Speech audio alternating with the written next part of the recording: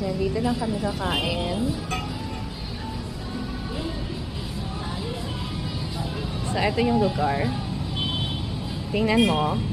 We are at the top. So, andun yung baba. Ito na yung plaza. There.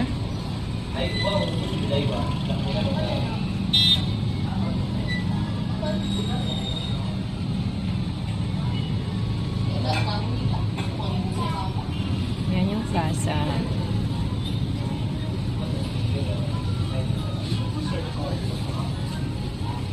Ayan. So, makikita mo ang buong Kalibo. St. Gabriel Medical Center. Makikita mo na yung Aklan River.